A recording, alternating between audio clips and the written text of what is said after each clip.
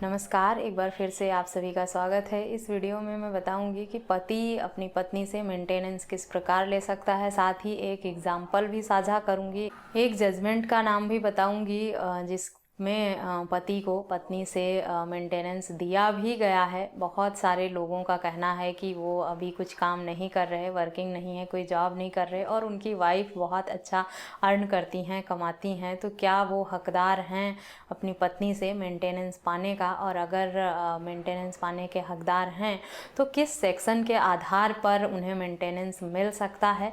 क्या ग्राउंड लेना होगा उन्हें? और क्या इससे पहले कोई ऐसा जजमेंट आया है जिसमें पति को अपनी पत्नी से मेंटेनेंस दिया गया हो?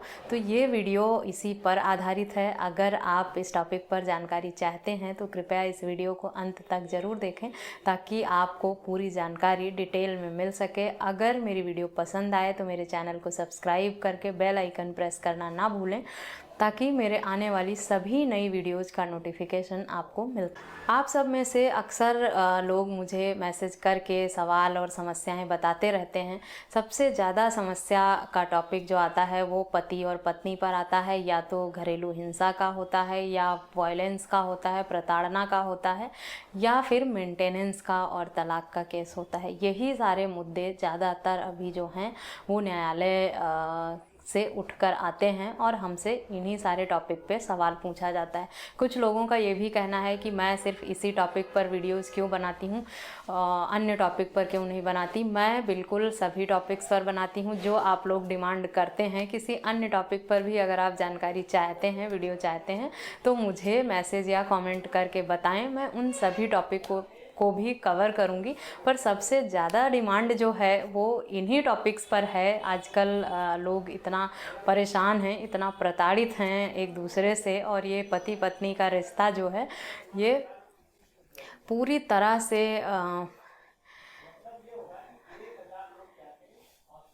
एक दूसरे से लड़ने में, सबक सिखाने में और परेशान करने में ही निकलता जा रहा है। तो सबसे ज़्यादा जो मुद्दा है वो इन्हीं टॉपिक पर उठ के आता है और इन्हीं मुद्दों पर हमसे सवाल किए जाते हैं। इसीलिए मजबूर हैं ज़्यादा वीडियोज़ इसी टॉपिक पर बनाने के लिए।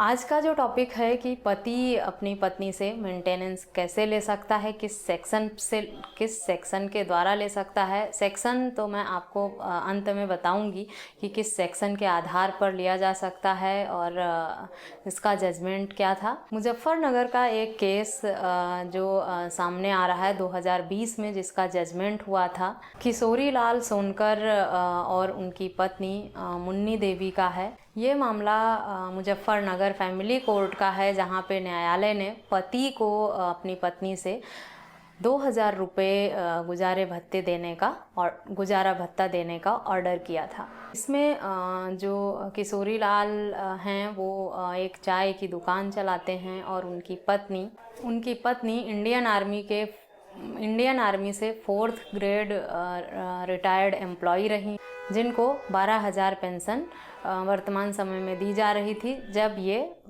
फैसला न्यायालय द्वारा सुनाया गया। पति किशोरी लाल द्वारा 2013 में पत्नी के साथ रहने का और मेंटेनेंस का केस किया गया था, जिसमें साथ रहने का ऑर्डर तो न्यायालय द्वारा बहुत पहले कर दिया गया था, लेकिन न्यायालय के फैसला देने के बावजूद भी उनकी पत्नी मुन्नी देवी उनके साथ रहने नहीं आई, जिसके बाद न्यायालय ने मेंटेनेंस का भी फैसला किशोरी लाल के हक में किया 2000 रुपये, क्योंकि वो बेरोजगार नहीं थे, एक चाय की दुकान चलाते हैं और अपना भरण पोषण करने में काफ़ी हद तक सक्षम हैं। फिर भी उनकी पत्नी गवर्नमेंट एम्प्लॉय रिटायर्ड हैं और उनकी 12,000 पेंशन थी, जो पति की कमाई से कहीं अधिक थी। इस मामले में लगभग 7 साल लग गए न्यायालय को पूरी प्रक्रिया कंप्लीट करने में, समझने में, सारे जो भी साक्ष्य दिए गए उन्हें देखने में, समझने में और फैसला करने में लगभग 7 साल का समय लगा। लेकिन सभी तथ्यों को जानने समझने के बाद न्यायालय ने 2000 रुपये मेंटेनेंस पति को पत्नी द्वारा देने का फैसला सुनाया। इन दोनों पति पत्नी के बीच का विवाद जो है वो लगभग 20 सालों से चल रहा था। 20 सालों से दोनों एक दूसरे से अलग रह रहे थे, जिसके बाद 2013 में उनके पति ने अपनी पत्नी के वापस आने का और मेंटेनेंस की वापस आने की और गुजारे भत्ते की मांग की थी। कि पत्नी साथ रहने तो नहीं आई, लेकिन न्यायालय द्वारा मेंटेनेंस का ऑर्डर पति को 2000 रुपये पर मंथ देने का जरूर कर दिया गया है। तो इस जजमेंट के आधार पर भी पति जो हैं, इस जजमेंट का हवाला देकर भी पति लोग मेंटेनेंस की मांग कर सकते हैं। मैरिज एक्ट के सेक्शन 24 में मेंटेनेंस, हिंदू मैरिज एक्ट का सेक्शन 24 जो है वो मेंटेनेंस के बारे में बताता है और सेक्शन 25 जो है वो परमानेंट एलिमनी के बारे में बताता है। और ये दोनों सेक्शन जो हैं वो पति पत्नी दोनों के लिए बने हैं। इसका उपयोग पति और पत्नी दोनों समान रूप से कर सकते हैं। अगर पत्नी न्यायालय में मुकदमा लगाती है डाइवोर्स का लगाती है या घरेलू हिंसा का या अन्य कोई फैमिली मैटर न्यायालय में पति या पत्नी दोनों में से किसी का चल रहा होता है, तो अधिकतर जो है वो पत्नियां ही सेक्शन 24 या सेक्शन 25 का उपयोग करती हैं, जिसमें वो परमानेंट एलिमनी की मांग करती हैं या पति से मेंटेनेंस की मांग करती हैं सेक्शन 24 की एप्लीकेशन लगाकर और सेक्शन 25 की लगाती हैं परमानेंट एलिमनी के लिए। लेकिन इस जजमेंट को जानने के बाद, समझने के बाद आशा करती हूँ कि आप लोगों को ये समझ में आ गया होगा कि सिर्फ पत्नियां ही नहीं, पति भी सेक्शन 24 और सेक्शन 25 का यूज़ करके अपने पत्नी से परमानेंट एलिमनी की मांग कर सकते हैं।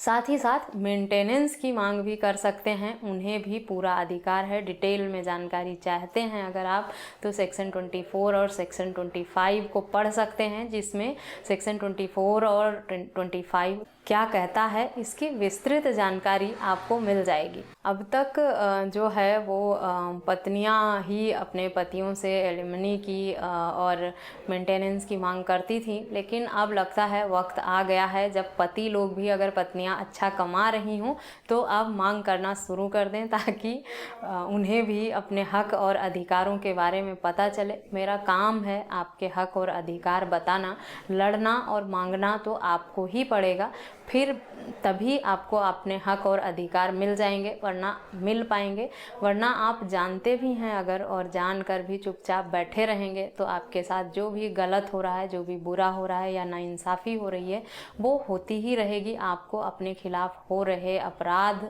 हिंसा या जाति के लिए आवाज़ खुद ही उठानी होगी। आपको इंसाफ मिल पाएगा। अगर आप किसी भी तरह से प्रताड़ित हैं, परेशान हैं या आपके अधिकारों का, हक का हनन हो रहा है, तो आपको अपने हक में आवाज़ ज़रूर उठानी चाहिए।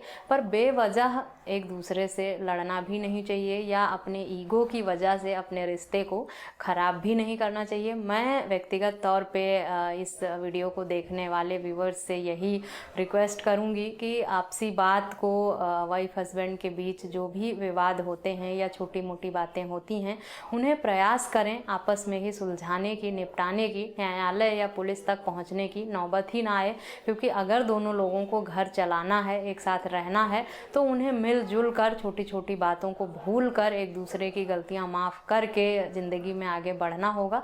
तभी रिश्ते को आगे बढ़ाया जा सकता है। अगर हर छोटी छोटी बात को दिल से लगाएंगे और एक दूसरे को सबक सिखाने पे आ जाएंगे तो रिश्ता चलना बहुत मुश्किल हो जाता है, जो कि आज के समय में देखा जा रहा है कि हर छोटी छोटी बात को बढ़ाकर इतना बड़ा कर दिया जा रहा है। कोई एक दूसरे की गलती भूलने को तैयार नहीं है, एक्सेप्ट करने को तैयार नहीं है, ना कोई किसी को माफ़ करना चाहता है। तो इस तरह से अगर आप अपने दिल में छोटी छोटी बातों को जगह देंगे और उसे इतना बड़ा मुद्दा बनाकर लड़ने पे आएंगे, तो आपकी ज़िंदगी भी ख़राब होने वाली है और आप जिससे लड़ रहे हैं उसकी भी खराबी होगी।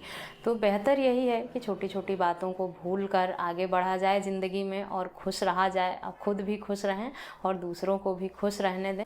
बात ईगो पे लेके नहीं लड़नी चाहिए, लेकिन जब आत्मसम्मान की बात हो तब ज़रूर आवाज़ उठाना चाहिए, चाहे वो मेल हो या फीमेल हो।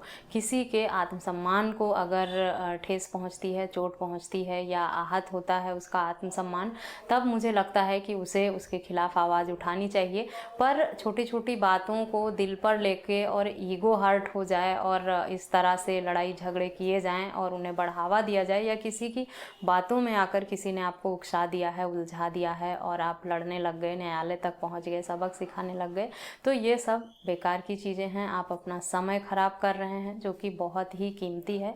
ज़िंदगी एक ही बार मिलती है, उसे लड़ाई झगड़े में बर्बाद ना करें, खुश रहें, खुशी खुशी जिएं। तो आशा करती हूँ जिन लोगों ने कुछ लोगों ने मुझे पूछा था कि पति जो है मेंटेनेंस और एलिमनी की मांग कैसे कर सकता है और इससे संबंधित कोई जजमेंट है कि नहीं, तो मैंने इस वीडियो में बताने का प्रयास किया है।